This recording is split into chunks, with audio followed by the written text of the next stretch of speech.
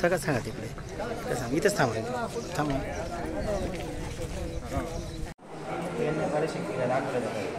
आता अधिकारी आणि नागरिक यांचा विषय काय आहे की एखाद्या नागरिकाला घरकुल आलं त्याला क्युरी बसली संबंधित ग्रामसेवक असेल तिथले कर्मचारी असेल त्यांनी त्या नागरिकांना सांगितलं पाहिजे की तुला अशी क्युरी आली आणि ती क्युरी आल्यानंतर अधिकाऱ्यांनी क्लिअर करून दिलं पाहिजे. त्याच्यात जे मध्यस्थी लोक राहतात ते म्हणतात तुमची क्युरी आहे घर तुमचं रद्द झालं किंवा कॅन्सल झालं मग द्या 10,000 आणि द्या 5,000 रुपये.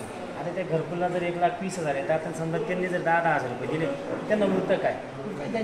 त्याच्यामुळे माझं काय म्हणणं आहे की आता कळमनुरीला पण घरकुल आले आहेत. आता ज्यांना काही क्युऱ्या आल्या असतील त्यांनी फोन करा क्युरी आल्या आहेत त्यांची यादी द्या मग त्याच्यामध्ये काय प्रॉब्लेम आहे. आम्ही आता कसं असेल बघा या लोकांना राहायला घर नाही. आता 1,20,000 किंवा 1,40,000 शासन जर घरकुलाला देत असेल आता 10,000 रुपये त्यांनी त्या मध्यस्थी माणसांना द्यायचं. परत काही इंजिनियर येतात ते म्हणतात द्या 20,000 रुपये या लोकांचं घर बनत नाही.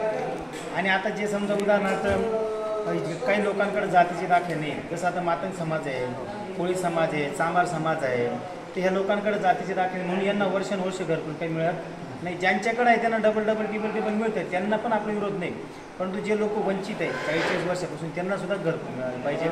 त्याच्यासाठी आम्हाला तुमच्याकडनं अशी सहकार्याची अपेक्षा आहे की ज्यांच्याकडे मातंग समाजाचे जातीचे दाखले नाही दलित बांधवाचे असतील तर त्यांना कुठल्या पर्यायाने घर देता येईल एक योजना देता येईल हे आम्हाला तुम्हाला सहकार्य. त्याच्यामध्ये कसं आहे पंतप्रधान आवास योजना जी आहे ना त्या योजनेमध्ये जर पात्र लाभार्थी निवड होता ड यादी ब यादी त्याच्यामध्ये जाती दाखल्यावर काही लागत नाही. पण ड यादीमध्ये आता 15-20 वर्ष लोक वेटिंग राहतात. पण मग आता दुसऱ्या योजनात रमाईची आवाज म्हणजे माझं काय म्हणणं आहे की सर बघा जर एखादा माणूस बंगल्यात राहत असेल त्याला घरकुलची गरज नाही पण जो 50 वर्षापासून जर कधी झोपडीत आहे मग त्याला घरकुल दिलं गेलं पाहिजे. मग शासन त्याच्यातून काहीतरी मार्ग काढला पाहिजे. आपलं PMI मध्ये घरकुल घ्यायचं नाही PMI मध्ये तर काही लागत नाही. त्याला काय लागत कागदपत्र पंतप्रधान आवास योजनेचं जे लागतात लागतात तर त्याच्यात जवळजवळ त्या ड यादीमध्ये नाव येतात त्याला 20-30 वर्ष लागतात. मग 2-5 लोकांचे तर बाकीच्यांचे गाळून जातात.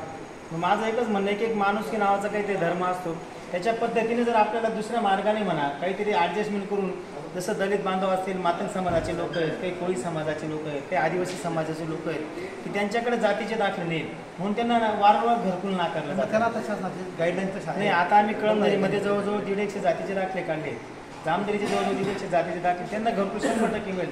पण ज्यांना अजून मिळालेले नाही त्यांना सुद्धा तुम्ही सहकार्य केलं पाहिजे कुठून तरी मार्ग दाखवला पाहिजे. आता जसं आमच्या गावामध्ये त्या ताईंच्याचं नाव काय आपलं त्या नाही तुम्हाला घरजवळ राहतात नाही का त्या इमलबाईंच्या काय नाव ना त्या अत्यंत राहतात नाही का लताबाई भाऊराव काय पुढे त्यांना 60 वर्षापासून घरकुल नाही फक्त जातीचे दाखले नाही. आम्ही तहसीलदारांसंगी मिटिंग घेतली त्यांचं बी म्हणणं झालं की तर त्यांना हॅलो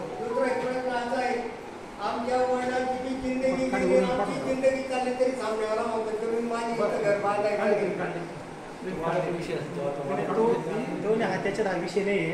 प्रेम घेतले माझ्याकडे आता ज्या पण योजना आल्या सर आता समजा उदाहरणार्थ बऱ्याचशा योजना येतात त्याच्यामध्ये आदिवासी लोकांना काही कळत नाही. जो टॅगिंगवाला असेल रोजगार सेवक असेल किंवा ग्रामसेवक असतील यांना तुम्ही तंबी द्या की यांच्याकडून कुठल्या प्रकारे 1 रुपया घेतला नाही गेला पाहिजे. त्यांच्या घरी जाऊन त्यांचे कागदपत्र जमा करून घेण्याची जबाबदारी सुद्धा ग्रामसेवक आणि रोजगार सेवकांची. पैसे देते कोणाची जबाबदारी कारण नाही. ते काय करतात माहिती का त्यांना सांगतात अरे तुमची अशी सिक्युरिटी ते घाबरून देतात. तुमचा काही त्याच्याशी संबंध नाही.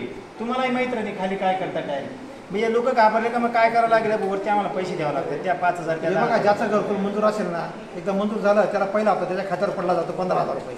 खात्यावर पैसा पडल्यावर नंतर क्युरीचा काही संबंध राहत नाही. समजा क्युरी जर तुम्हाला कोणी काही पैसे मागितले तुम्ही डायरेक्ट ऑफिसला या आमच्याकडे या हा पैसे मागता सांगा नंतर यांना पुढे कुठल्याच व्यक्तीने काम ठेवा नाही तुम्ही डायरेक्ट सर म्हटलं आता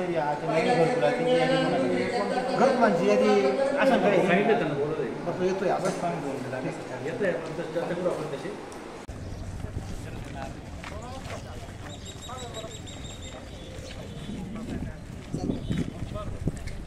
का